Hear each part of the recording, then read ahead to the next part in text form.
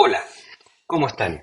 Es un honor poder compartir con ustedes esta presentación sobre herramientas diagnósticas prácticas para el sistema vestibular, que su rol, el rol de esta presentación es preguntarnos por qué alguien se cae. Y ahí el comentar de que no es inadecuado el caer en el lugar común de decir por qué la persona perdió el equilibrio. Entendamos primero entonces qué es el equilibrio. Y esta es una función que yo encuentro fascinante, es muy compleja, es bien redundante, es bien eficiente para responder a la pregunta de los seres biológicos de ¿dónde estoy? ¿Dónde está mi cuerpo en el mundo? Y en función de esa respuesta, poder definir un plan para poder estar donde yo quiero estar. Habitualmente de pie, caminando, haciendo lo que me gusta hacer y no en el suelo en una caída que representaría una falla de la función del equilibrio.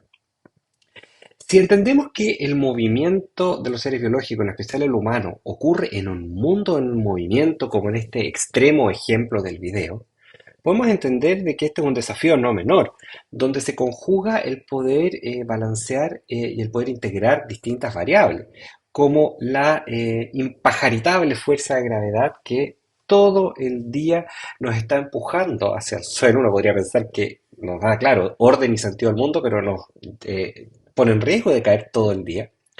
La inercia, los vectores de movimiento de cada una de nuestras porciones corporales que al moverse van a desplazar nuestro centro de gravedad de un lado al otro. El entender de que nos vamos a mover hacia un lugar sobre una superficie que puede ser a veces irregular y desafiante como esta cuerda floja. Considerar que esto ocurre en un mundo lleno de sorpresas, como un pájaro que puede estar volando y venir a atacarnos y botarnos de nuestro plan tan ordenadito de caminar por una cuerda floja en altura frente al mundo. Todo esto es una representación que en el día a día, en acciones tan básicas como caminar, incluso dentro de mi casa, eh, em, muestran lo complejo que puede ser mantener el equilibrio.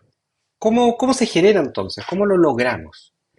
Clásicamente hemos entendido que para lograr el equilibrio captamos información del mundo a través del sistema visual, miramos el entorno a través de claves del sistema propioceptivo que nos dice cuál es la posición de cada parte de mi cuerpo con respecto al resto de mi cuerpo y donde además sensores de presión, sobre todo en el eje axial, en la columna, en el cuello, en las extremidades inferiores, nos dan bastante información sobre todo de fuerza de gravedad de hacia dónde se cae el cuerpo hacia abajo y con gran importancia el sistema vestibular, que es la porción del oído interno, donde el oído interno además de sensores de audición tiene estos sensores de movimiento que son acelerómetros, que permiten evaluar aceleración, o sea, cambio de velocidad, o sea, movimiento, ya sea angular, giros, que es uno que usamos mucho, como lineal, hacia atrás, hacia adelante, hacia arriba, hacia abajo, y sobre todo para captar la aceleración de la fuerza de gravedad todo el día hacia abajo. Me gusta a los pacientes comentarles que entonces el sistema vestibular es como eh, para un avión, para un piloto de avión, si el sistema visual es mirar por la ventana para afuera, el aparato vestibular es como el instrumental de vuelo que reporta información muy confiable, incluso cuando los otros sensores muestran información confundente. Esa información se integra entonces en el cerebro para generar una respuesta motora que nos permita estar donde queremos estar. Esta es la visión clásica, que la visión clásica es incompleta y nos daba bastantes dudas de cómo arreglar problemas del sistema. Hoy en día tenemos una visión, creemos, bastante más completa de qué es lo que pasa en verdad. Y un punto importante es entender de que si esperáramos todo este circuito de captar información del mundo, generar una respuesta y ponerla en práctica en un plan de deferencia motor, la verdad es que esto se demora varios cientos de milisegundos y en esos cientos de milisegundos ocurren suficientes imprevistos para botarnos al suelo 100 veces antes de que termine yo de decir esta frase. Necesitamos un sistema que sea mucho más rápido que este circuito completo. Y es por eso de que cada vez que yo genero un plan motor, voy a moverme, voy a caminar, voy a incluso cambiar mi centro de gravedad de un lado al otro, al mismo tiempo que estoy mandando la señal hacia mis músculos para que ejecuten el plan, estoy enviando una reaferencia a través de sistemas que se llaman copia aferente, respuesta corolaria, para generar un modelo interno, una predicción de dónde va a estar mi cuerpo en los instantes siguientes. Y frente a esa predicción de dónde va a estar mi cuerpo en los instantes siguientes, ya estoy generando mi próximo plan motor, incluso cuando el paso anterior todavía no se ha efectuado.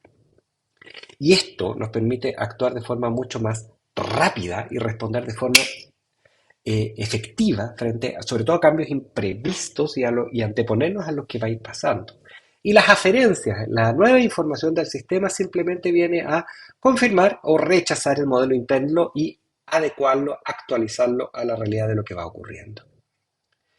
Para generar este sistema, hoy en día sabemos que hay más sensores involucrados, incluso el auditivo también da información de dónde está el mundo. Sabemos que estas respuestas rápidas en base a estas predicciones se calculan ya a nivel de tronco, mucho antes de que la información suba a la corteza para justamente poder responder en tiempo real. Conocemos con más precisión los circuitos del cerebelo que le dan precisión y ajuste a las respuestas rápidas generadas en los arcos reflejos del tronco. Y sí sabemos en las áreas del cerebro que están involucradas en generar este modelo predictivo, que pasa por el generar verdaderos mapas de navegación. Y aquí el hipocampo y la corteza entorrinal nos permiten generar una verdadera mapeo del espacio como si fuera un Waze o un Google Maps, de estas aplicaciones de navegación que nos permite tener este modelo virtual del mundo por donde navegamos. Sabemos que estos mapas que construimos del entorno tienen una valoración afectiva. No solamente nos importa cuántos metros está el suelo, qué tan largo es el pastelón o el espacio del suelo, sino que si es un espacio seguro o si tiene mucho riesgo. Y esa valoración es afectiva. Entonces ahí también conocemos el rol de aspectos emocionales y cognitivos sobre la generación de la función del equilibrio. Todo esto nos permite entender que vivimos con una representación interna del mundo, una simulación virtual del mundo en nuestra cabeza y en función de esa construimos nuestras respuestas de equilibrio. Es complejo el sistema, tiene muchos elementos, pero si uno los ve bien, son redundantes, donde la eficiencia, la rapidez y la confirmación son los valores principales del modelo. Ahora, como sabemos que tiene tantos elementos, no es extraño la estadística que tenemos porque cada una de estas piezas puede fallar. Y eso explica el 20 a 30% de prevalencia durante la vida de síntomas y enfermedades de vértigo, mareo y desequilibrio, que pueden ser muy inhabilitantes y que pueden, por supuesto, en lo que es el foco de esta jornada, el propiciar una caída. Lo bueno es que ahora que entendemos más elementos de cómo está integrado este sistema, hoy en día podemos reparar casi todas las fallas de este. Muchas veces con terapias patologías específicas, pero en un enorme número de escenarios a través de estrategias de rehabilitación vestibular. Que la rehabilitación vestibular o del equilibrio no son ejercicios que están diseñados para favorecer que este sistema tan complejo que les acabo de describir pueda compensarse. O sea, si un sistema falla, el resto de los sistemas crece para suplir, para complementar la parte que no está funcionando. Y eso simplemente se facilita con los ejercicios adecuados que los hemos ido entendiendo, diseñando y concibiendo para cada una de las fallas específicas. Bien, para poder justamente planificar esas terapias, ya sean específicas o de rehabilitación vestibular, necesitamos evaluar los distintos elementos del equilibrio. Y a diferencia de lo que ocurría antaño, donde la única prueba que teníamos para estos trastornos era el famoso octavo par, la prueba calórica, que hace más de 110 años Robert Barani ganó el premio Nobel por su diseño, la verdad es que esa prueba antigua evalúa solamente un aspecto muy circunscrito de una porción del oído interno y deja mucha de esta complejidad fuera. Hoy en día, por suerte, tenemos varias herramientas diagnósticas que en su conjunto nos permite evaluar todo el sistema en todos sus componentes. Podría pasarme una charla como esta para cada uno de ellos, porque la verdad es que son complejos en su proceso, lo que evalúan y cómo se interpretan sus resultados. Pero de forma muy somera les resumo que el video impulso cefálico, el VHIT, que consiste en movimientos de cabeza donde uno mira los ojos mientras se mueve la cabeza, nos permite evaluar la función más importante del aparato vestibular, que es la función de giro, los canales semicirculares. Los potenciales evocados biogénicos vestibulares, su sigla BEMP, nos permite a través de un reflejo curiosísimo, a través de una señal auditiva, la contracción de músculos de los ojos o del cuello, nos permite evaluar la función del utrículo y el sáculo, que es la función de aceleración lineal, como los movimientos lineales de adelante hacia atrás y la fuerza de gravedad. La videonistagmografía (VNG) nos permite evaluar reflejos de movimiento de los ojos, que es un resumen, una manifestación de estos reflejos rápidos e inmediatos que coordinan sensaciones captadas en el aparato vestibular y movimiento de los ojos para mantener el mundo visual estable. Da mucha información. Y la posturografía, que es el pararse frente a una plataforma de presión como el antiguo juego del Nintendo Wii Fit, permite una evaluación integral de equilibrio como producto final. Todos estos elementos por separado permiten una evaluación muy detallada de todos los aspectos del equilibrio. Para los que estén muy curiosos, toda esta presentación y los detalles de cada uno de estos elementos están en nuestra página web del laboratorio que tengo el honor de dirigir, lab11.cl, donde pueden ver todo con mucho detalle para más información. Ahora, entendiendo que no es esperable que todas las personas que se relacionan con un paciente con riesgo de caída conozca en detalle cómo pedir, solicitar e interpretar estos dos exámenes, es que por lo menos dentro de Clínica Alemana hemos implementado un modelo donde cualquier médico de cualquier especialidad, sea geriatra,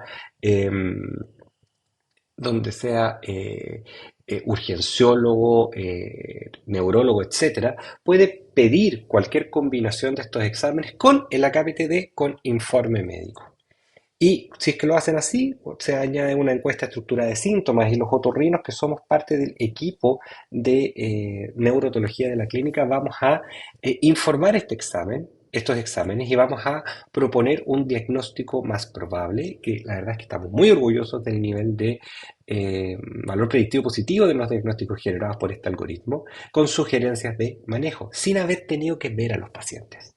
Esto nos ha permitido magnificar nuestra oferta de evaluación de pacientes con trastornos de vértigo, mareo y desequilibrio, mucho más de lo que el cuello de botella de nuestras horas presenciales o de consulta directa nos permitirían. Y los invito a todos ustedes que se enfrenten a este tipo de pacientes a ocupar esta herramienta. Y no solo a aquellos que trabajen en clínica alemana, sino a cualquier médico con pacientes fuera de nuestra red, que por supuesto pueden pedir estos exámenes y van a recibir su informe médico con las sugerencias de manejo. Ahora, entendiendo que esta es la evaluación completísima, no sabemos que solamente una porción pequeña de pacientes requerirán el estudio completo de todos los elementos del equilibrio. Y es por eso que hemos, desde este año, y aquí con el doctor Felipe Salech del equipo de geriatría de nuestro centro, hemos diseñado un protocolo abreviado que, ocupando la posturografía como gran evaluador de la función de equilibrio integrada, que tiene la cápita de evaluación de riesgo de caída, y eso los que trabajan en clínica alemana lo pueden encontrar ya disponible en núcleo, así, posturografía riesgo de caída. Es una evaluación abreviada que quizás no va a tener el diagnóstico preciso al tiro en todos los pacientes, pero nos va a dar una gran pauta inicial. En muchos pacientes va a identificar una causa y va a decir, haga por favor este tratamiento. O va a decir, sabe que este paciente tiene un buen equilibrio, piensa en otras cosas, pero tiene un buen equilibrio, este no es tema. O va a decir, sabe que tiene un trastorno importante de equilibrio, bien, con varios factores involucrados, así que complete con este y este examen para que tengamos más clara la película y podamos decirle qué hacer. Y la verdad es que podríamos dejar la charla un poco hasta aquí, porque esa es como una cosa súper operativa, práctica. Nosotros los médicos que de repente nos gustan las cosas siempre en este mundo tan complejo, y esa es como la receta cocina de pedir posturografía con riesgo de caída, y vamos a poder evaluar cuál de los aparatos que yo les acabo de comentar está malo y ofrecer una terapia. Pero aprovechando que me quedan unos minutos, les quiero pasar a otra visión, que es una visión más práctica, simple y rápida, debería decir ahí, basado en cuáles son las fallas de equilibrio más habituales y que permiten terapias muy efectivas y rápidas. Y esto, por supuesto, tiene la gran gracia de que esta visión permite manejar pacientes sin la necesidad de exámenes sofisticados, que es lo que ocurre en la inmensa mayoría de los pacientes.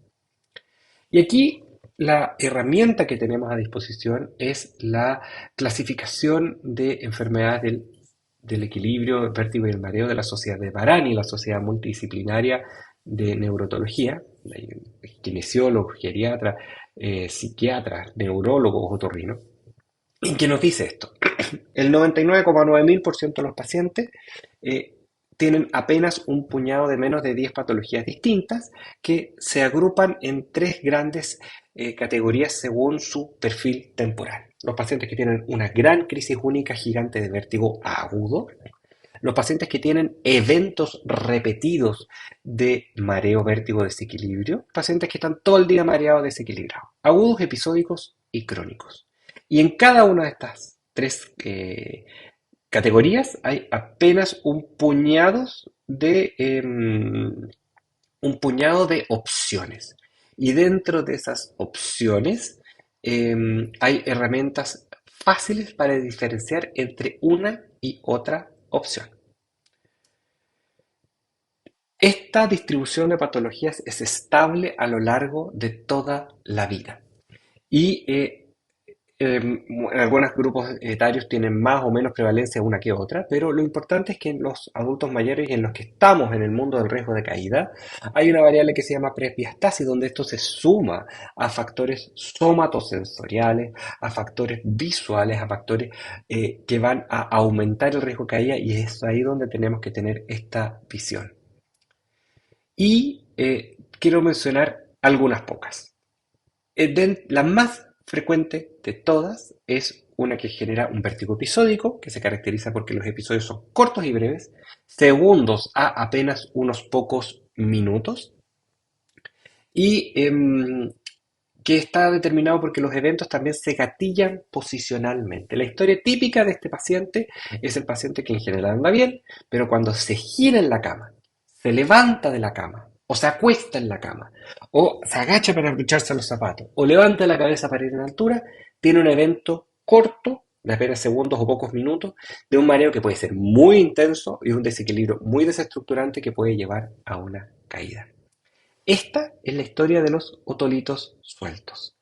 Que los otolitos son unos pequeños cristales de oxalato de calcio, me gusta imaginarlos como granitos de una arenilla muy fina, que en el utrículo, el sensor de gravedad principal, la fuerza de gravedad los captura y los empuja hacia el suelo todo el santo día. Y así el sistema sabe dónde está el suelo en cada momento de la existencia.